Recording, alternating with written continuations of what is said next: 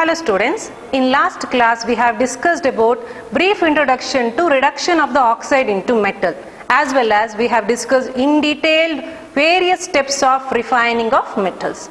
Today let us study more about the reduction of the oxide form of the metal into its metal form. So reduction can be done by three different procedures. First one is pyrometallurgy, second one is hydrometallurgy, and the third one is electrometallurgy.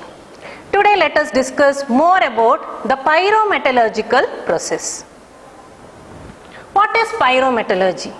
It is the process of conversion of the concentrated ore into its metal form by heating it to very high temperature in the presence of some suitable reducing agent. Okay? In pyrometallurgy, the reduction process involves heating the metal oxide into its metal form by using suitable reducing agent. In order to understand the pyrometallurgical process, first you need to know some thermodynamic principles of metallurgy.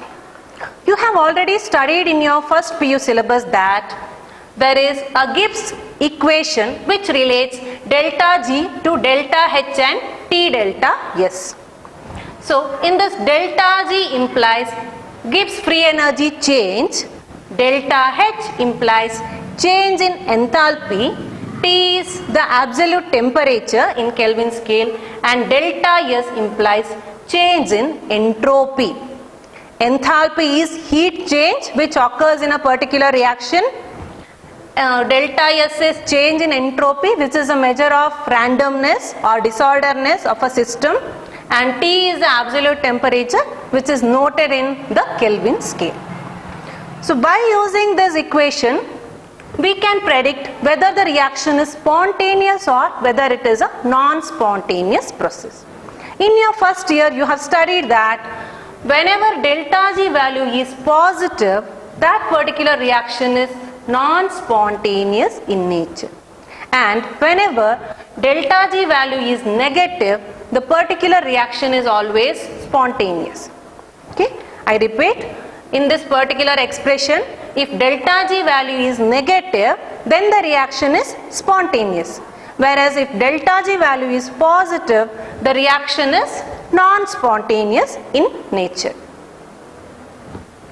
But we have another relation which relates delta G to equilibrium constant K, and that is given by this particular expression, that is delta G is equal to minus RT ln K, where R is universal gas constant, T is the absolute temperature, and K is the equilibrium constant. If we want to get a spontaneous process, that is delta G value, if it has to be negative, then this particular term has to be negative, and for that K value should be positive. A positive K value indicates that the reaction proceeds in a forward direction and more products are produced. Okay? So for a K value to be positive, number of products should be more than the number of reactants, or amount of products should be more than the amount of reactants, and that is possible only when the reaction is in the forward direction, so that the delta G value can be negative and the reaction can be spontaneous. So there are various conditions for a reaction to be spontaneous. About this you have already studied in your first year thermodynamics chapter. So first case, consider delta H value is negative and delta S value is positive. Then the delta G value will be negative and the reaction is spontaneous at all the temperature conditions.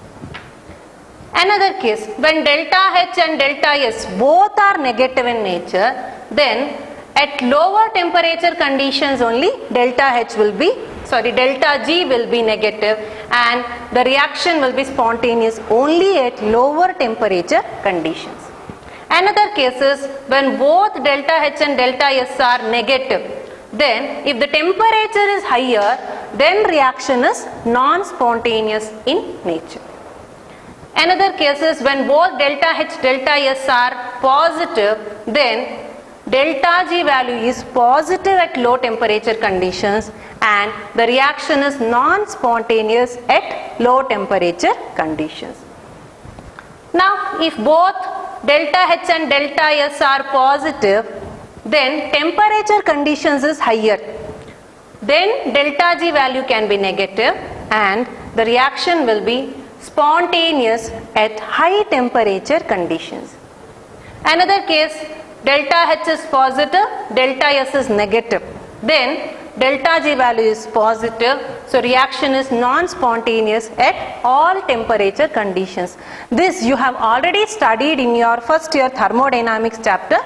Just I have given one brief introduction about that or brief recap about that so that you can remember it and you can apply it in this particular case. So now for delta G to be negative, generally the delta S value should be positive at high temperature conditions. Okay. And since it is a pyrometallurgical process, that means in the pyrometallurgical process generally the temperature will be higher. When high temperature conditions are there, then the reaction can be possible. See, here there is a high temperature condition, here also there is a high temperature condition. Okay. So now this is the case. When high temperature condition is there, okay, delta S is positive, then delta H can be positive here and another case is delta H can be negative. This is at all temperature conditions. When delta S is positive, delta H is negative, the reaction is spontaneous because delta G is negative at all temperature conditions. So reaction can take place on its own. It is highly feasible reaction or spontaneous reaction. Now you concentrate on this particular case. Delta S is positive, delta H is also positive. Consider delta S is positive, delta H is also positive. Then at high temperature conditions only delta G value becomes negative. How is it possible? So this is the equation, delta G is equal to delta H minus T delta S. Now if you want to get a negative value for delta G and there is positive value for delta H and delta S value, if it is positive, then T delta S value also will be positive. Okay, like this you will have. So if you want to get negative value for delta G, then the value for delta H, if it is positive, then also you can get negative value of delta G provided this T delta S value is positive greater than this particular value. That means I'll write, so delta G value to be negative, delta G value can be negative provided this positive delta H value is smaller than the T delta S value. Then only the reaction can be positive or the reaction can be feasible with negative value of delta G. The same thing I have written here. For delta G to be negative, if delta S should be positive at high temperature conditions, and then in pyrometallurgy, as you know, the reaction is carried out at high temperature conditions, then the T delta S value, if it exceeds the delta H value, then only the reaction will be feasible with negative value of delta H. But there are certain cases in which for a particular reaction, if delta G value is positive, but still the reaction is feasible. But how is it possible? Because till now you have studied that for a reaction to be feasible, it should have negative value for delta G. But certain conditions are there in which for a particular reaction delta G value can be positive, and that can also occur provided if it is coupled with another reaction which is having large negative value of delta G value, and so that the net delta G value will be still negative. I will explain this. Consider there is a reaction in which the delta G value is positive. Then it has to be coupled with another reaction which is having highly negative delta G value. Now when you add both the delta G values, the net delta G value for the net reaction should be still negative. Then only the reaction can be feasible. Reaction can take place spontaneously.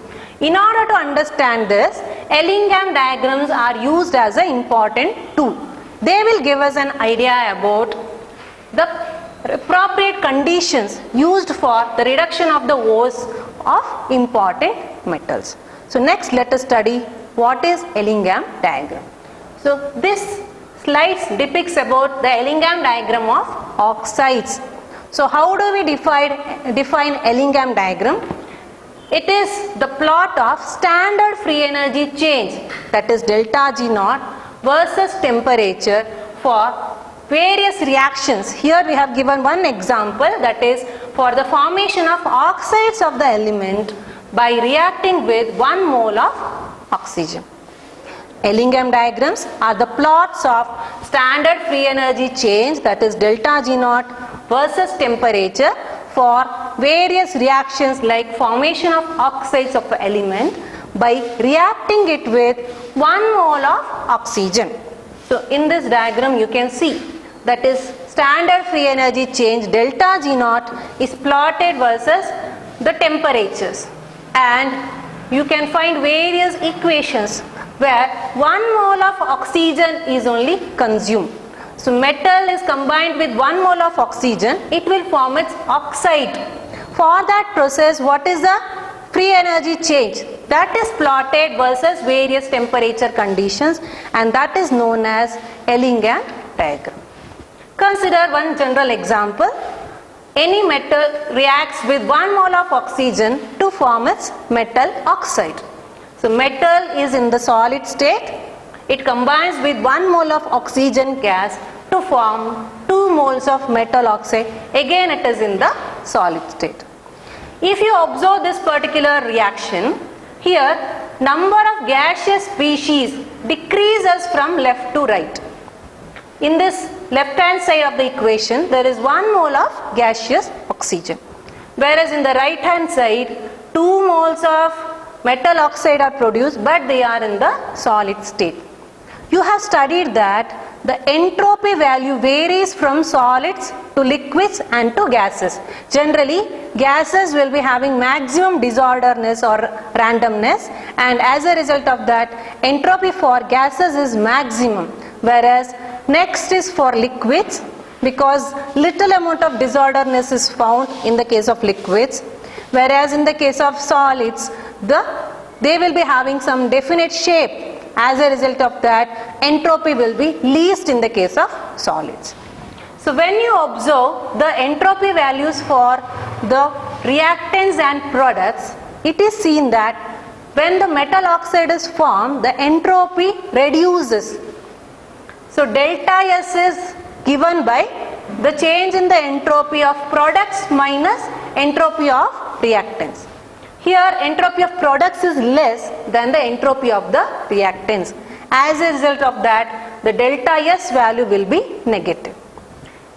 And since it is an oxidation reaction, or it is a combustion reaction, we can say, metal combines with oxygen, or metal is reacted with oxygen at high temperature conditions, and it will form metal oxide. Generally, these kind of reactions will be always exothermic reactions, and for exothermic reactions, the sign of delta H value is always negative. So now we have two values, that is delta S value negative as well as delta H value is also negative. When we add these two values, or when we substitute these two values in this particular expression, delta H is negative, delta S is also negative, so that T delta S value becomes positive. And delta G value will be negative at low temperature conditions. As the temperature increases, the delta G value becomes less and less negative. Okay? So delta H value is negative. Then at low temperature conditions, delta G value will be negative. As the temperature increases, the delta G value becomes less and less negative. As a result of that, we can observe a upward slope in the case of Ellingham diagram, because as the temperature increases, the delta G value becomes less and less negative. Yes students, as you can see in this Ellingham diagram, delta G naught values are plotted with various temperature values. So here delta G value is taken as 0. Below this, negative delta G values are plotted, minus 100, minus 200, minus 300, like that. Negative delta G naught values are plotted, and if we extend the graph further, we will get positive delta G naught values. Okay. And we can see that there are various curves, and always these are sloping upwards. That is because as the temperature increases, the delta G naught value becomes less and less negative. As a result of that, it will go and extend to 0 value. If we further increase these curves, it will extend above 0 value of delta G naught. So we can observe always the positive curves in this particular case, except this carbon. This we will explain later, as well as this. Here there is almost straight line. This, leaving this, in all other metal oxides we can see a positive curve which is sloping upwards, and delta G naught value becomes less and less negative in these cases. So next let us study about the salient features of Ellingham diagram.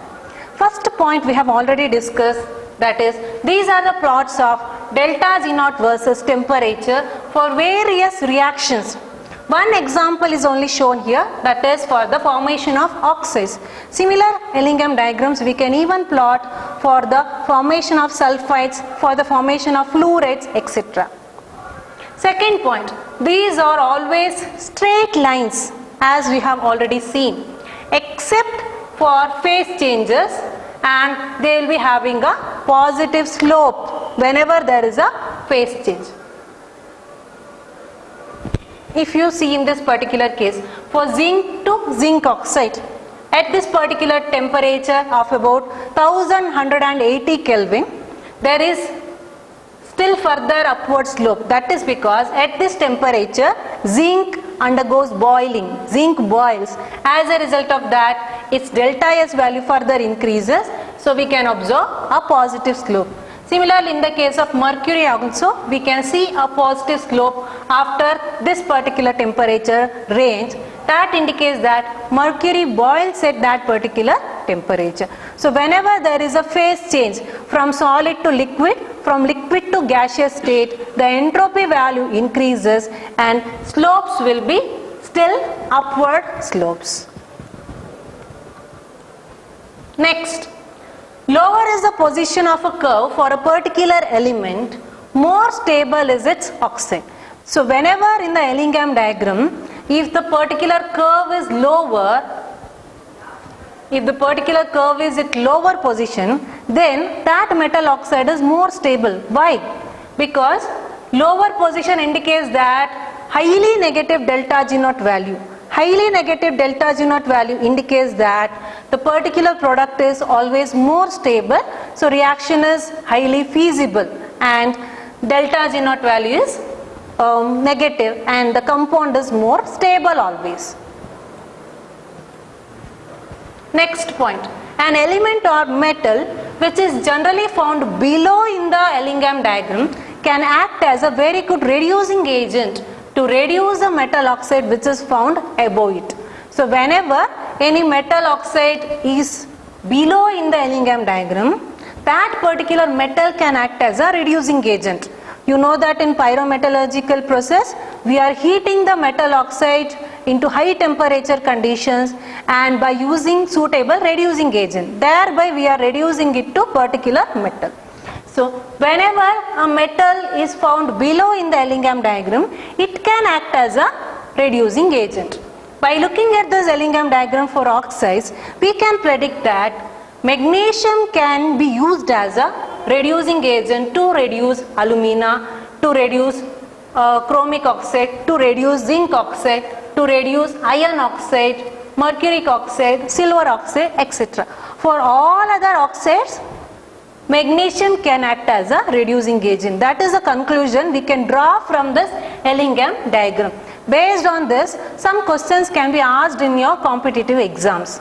Sometimes they may give some graph and they may ask you to predict the which can be acting as a reducing agent below which particular temperature conditions.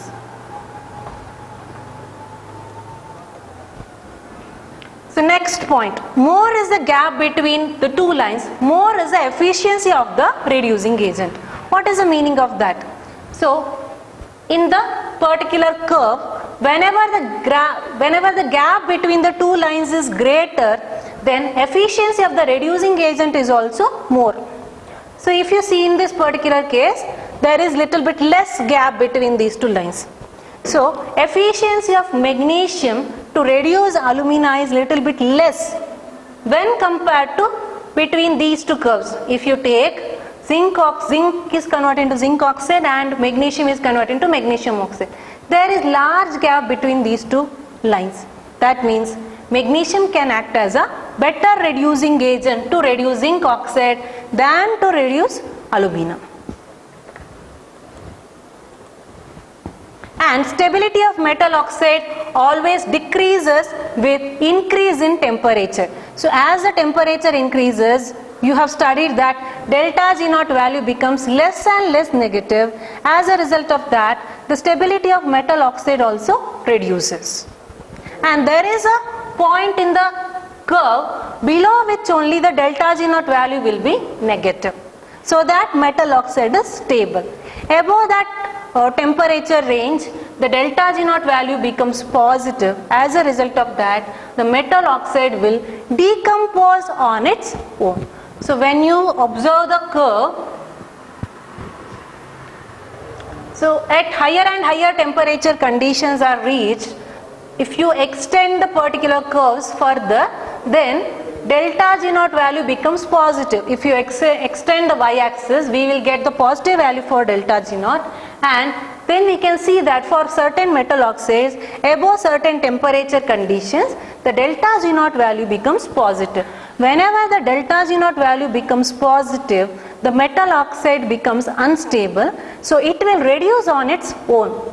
Especially in the case of mercuric oxide as well as silver oxide, after a certain temperature ranges, delta G naught value easily becomes positive. That means these metal oxides are not stable thermally. By heating to certain temperature, they can easily decompose on their own to their respective metals. That is the prediction we can obtain by using the Ellingham diagram. Next, let us study about the applications of Ellingham diagram. So first important application of Ellingham diagram is that it will help us to select the suitable reducing agent in the reduction of oxides. So in pyrometallurgical process, we are using various reducing agents to reduce the metal oxide into metal. Which reducing agent is better? That can be predicted by looking at the Ellingham diagram. What is the function of reducing agent? Here reducing agent will undergo oxidation and it will reduce the metal oxide into metal. Its another function is to provide large negative delta G naught value, so that when we combine the two reactions, one is oxidation reaction, another is reduction reaction. When we combine these two reactions, the net delta G naught value should be still negative. That is the role of reducing agent which are used in the pyrometallurgical process. So general example is carbon. So in the Ellingham diagram, we even have the plots for carbon. so that by using carbon we can reduce other metal oxides. So if there is a reaction between a metal oxide and carbon, so carbon is acted as a reducing agent and it will undergo oxidation.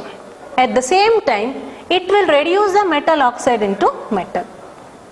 Okay, so these are the three possible reactions.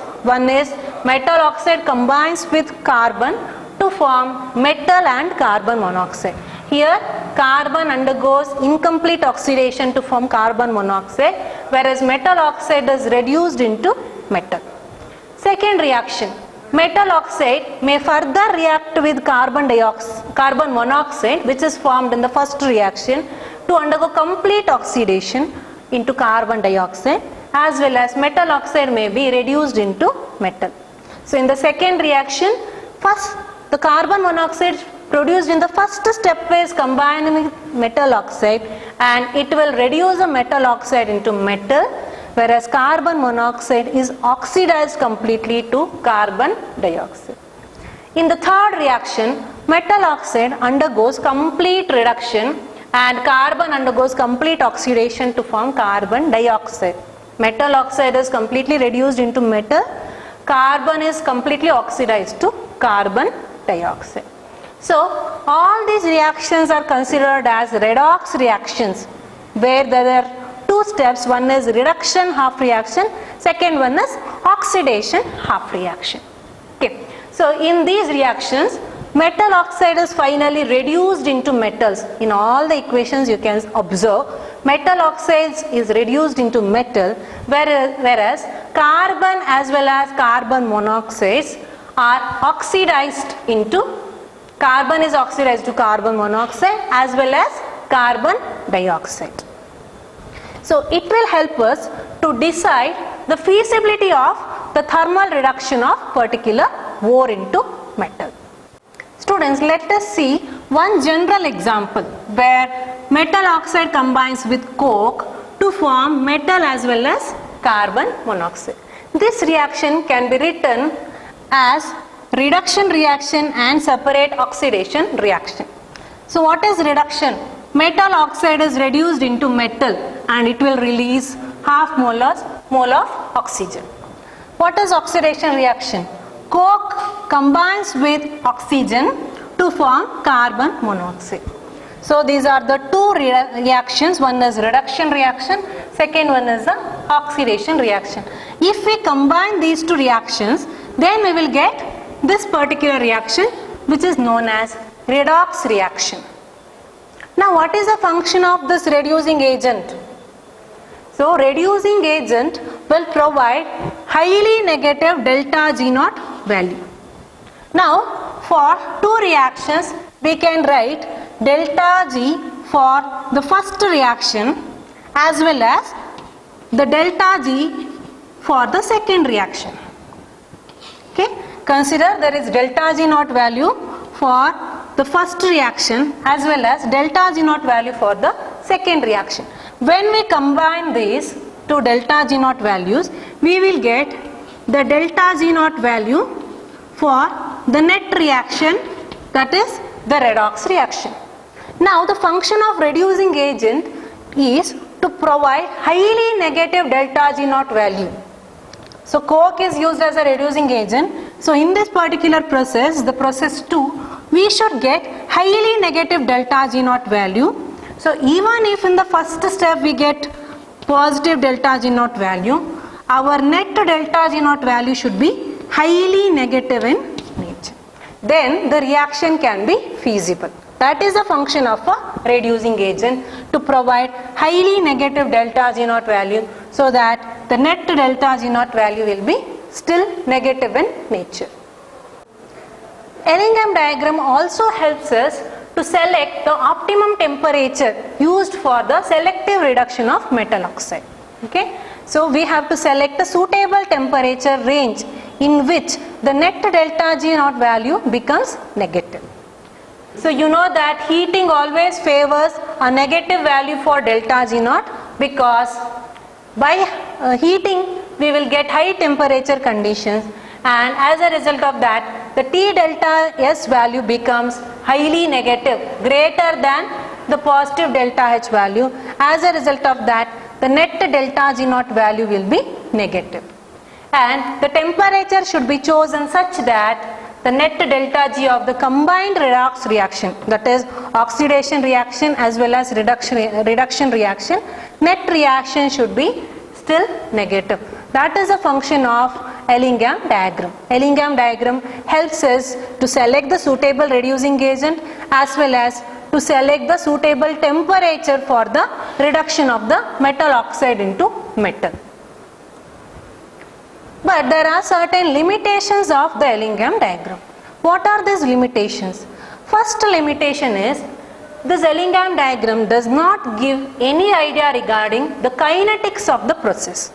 It will just help us to explain about the thermodynamic feasibility of a reaction. What is kinetics? Kinetics gives us an idea about the rate of the reaction. That means whether the reaction is taking place faster or whether the reaction is very slow. Some reaction may take place but they may need many days for the completion. When the reaction takes place very slowly, then in the industrial scale the reaction is not economical because it will require lot of energy as well as lot of time. So kinetics helps us to tell about the rate of the reaction, but in Ellingham diagram no mentioning about the kinetics is given. It will just explain about the thermodynamic feasibility of a reaction. That means under thermodynamic conditions when the delta G value is negative, it will say that the reaction is possible. That is one drawback. Another drawback is here the reactants and products are considered to be at equilibrium conditions. Okay, we have already seen a reaction where the equation in which delta G is equal to minus RTLN K, where K is equilibrium constant. So that gives that the reaction is at equilibrium, but every time it is not so, because sometimes the reactants and products may be in solid state. Either the reactant may be solid or sometimes the product also may be a solid one. Then equilibrium condition cannot be attained. So these are the two drawbacks or two limitations of Ellingham diagram. Yes, next let us study about the reducing property of carbon. So when carbon is used as a reducing agent, there are three possible reactions. One is carbon combines with 1 mole of oxygen to form carbon dioxide. Second reaction is carbon combines with oxygen to form carbon monoxide. Third reaction is carbon monoxide combines with oxygen to form carbon dioxide. Students, remember whenever you are writing the equations for Ellingham diagram, you should always consider 1 mole of oxygen itself. So first reaction, carbon combines with oxygen to form carbon dioxide. Second reaction, 2 moles of carbon or coke combined with 1 mole of oxygen to form 2 mole of carbon monoxide. In the third step, 2 mole of carbon monoxide combines with 1 mole of oxygen to form 2 mole of carbon dioxide gases. We have the equation delta G is equal to delta H minus T delta S. So in the first reaction when we observe, the volume of carbon dioxide is same as the volume of oxygen. 1 mole of oxygen is used and 1 mole of carbon dioxide is also produced. Both are in the gaseous state. So delta S value, change in entropy, is very small here because entropy value is largely decided by only the gaseous phases, not much affected with solid or liquids. Here, since the number of gaseous products and gaseous reactants are same, they are both 1 mole each, the delta S value does not change much.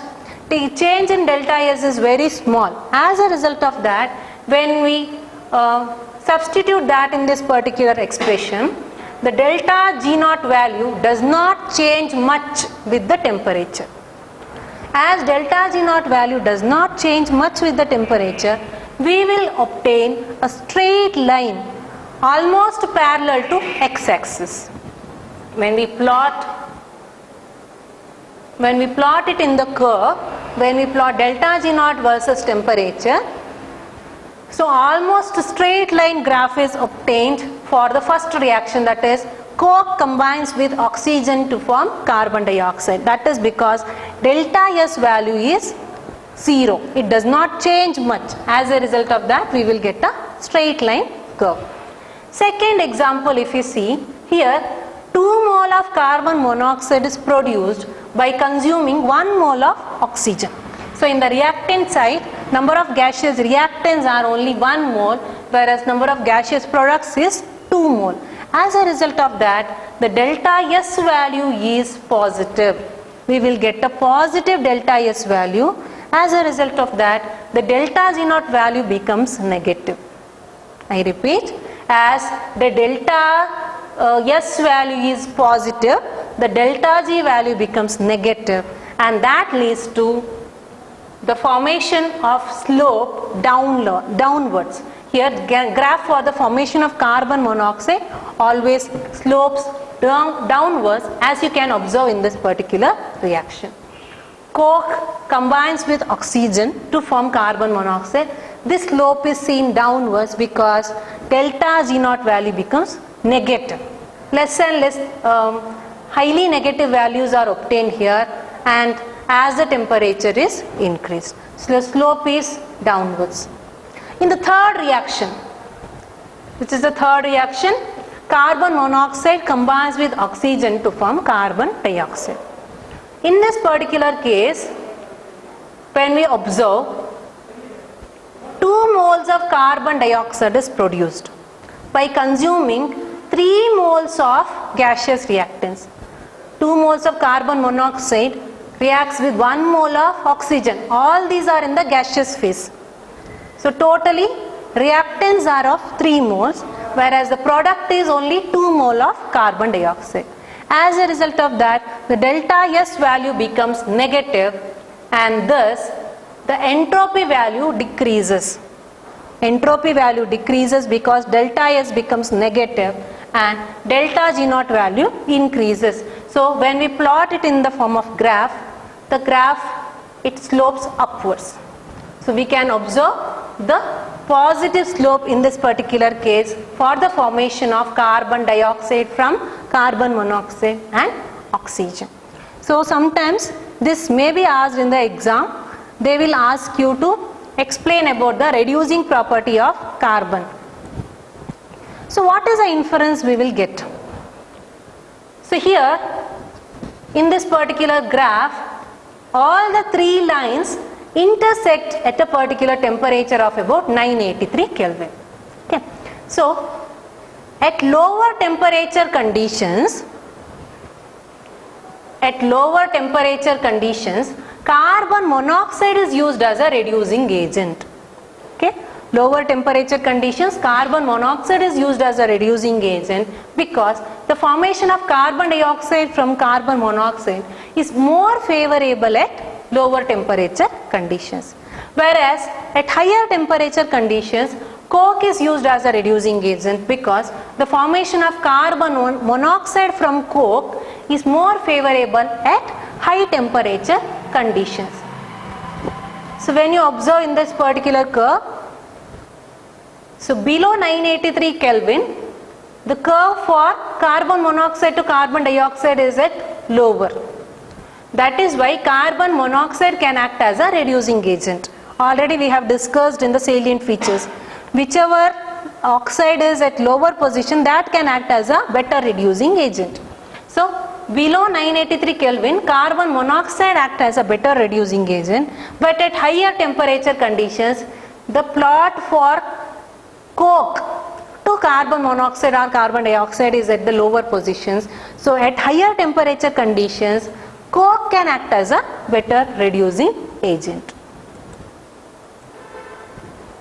Next, let us study the applications of Ellingham diagram for various reduction processes. First reaction we have to study is in the selection of suitable reducing agent for reduction of FeO into Fe. Okay?